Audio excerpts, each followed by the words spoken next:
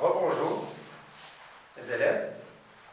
Le dernier chapitre de l'immunité, ce sont les méthodes du soutien du système immunitaire. C'est-à-dire comment on peut soutenir, aider notre système immunitaire.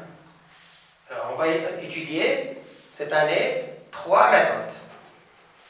La greffe de la moelle osseuse, la servothérapie et la vaccination.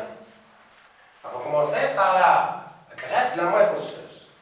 Alors, pourquoi une greffe de moelle osseuse? On greffe la moelle osseuse chez les individus qui ont une faible immunité ou une immunité nulle, qui sont nés avec une immunité qui est nulle, ou chez les individus qui ont un cancer de sang, le SIN.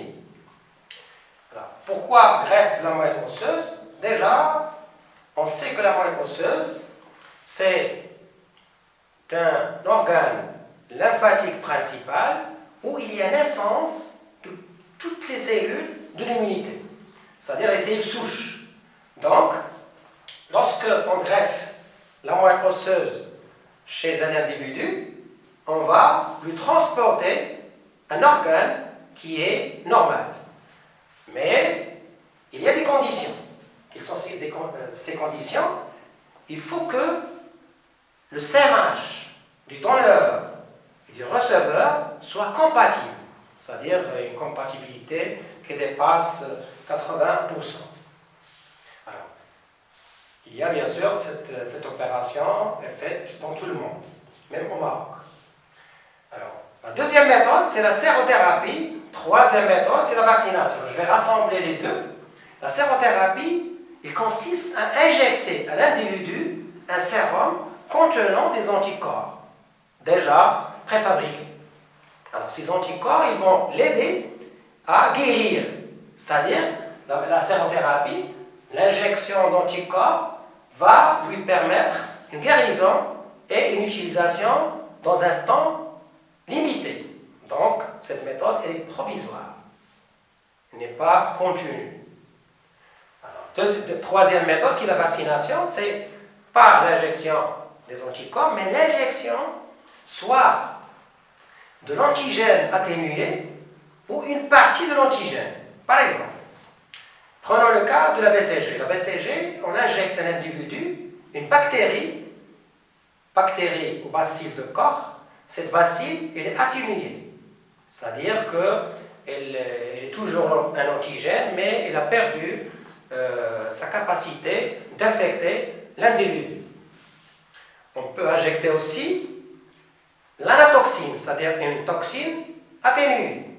Mais dans le cas des virus, c'est-à-dire la vaccination contre les virus, on injecte une partie du virus, par exemple une glycoprotéine, une protéine, comme le cas de l'hépatite B. Dans le cas de l'hépatite B, des chercheurs, ils ont pu synthétiser ou extraire des protéines du virus de l'hépatite B, et l'injection de ces protéines va créer une mémoire chez l'individu, et donc, bien sûr, l'individu sera vacciné contre cette maladie.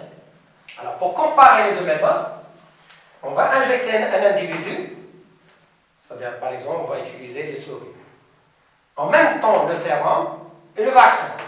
Remarquez que le sérum, la quantité d'anticorps augmente rapidement. Pourquoi? Parce qu'on a injecté des anticorps. Puis, il diminue de plus en plus jusqu'à s'annuler après 7 semaines. Par contre, le cas de la vaccination, après plusieurs jours, il y a apparition des anticorps, c'est-à-dire après la phase d'induction, la reconnaissance d'antigènes, apparition d'anticorps, mais avec une quantité faible. Donc il faut, bien sûr, pour dépasser le seuil, il faut des rappels. Alors, remarquez que le rappel 1 et le rappel 2, ils ont fait augmenter la quantité d'anticorps synthétisés par notre corps. Donc le principe de la vaccination, c'est aider notre système immunitaire à acquérir une mémoire contre les microbes, c'est-à-dire les antigènes. Voilà. Résumons, le soutien se fait par la greffe de la moelle osseuse, ou la sérothérapie, ou la vaccination.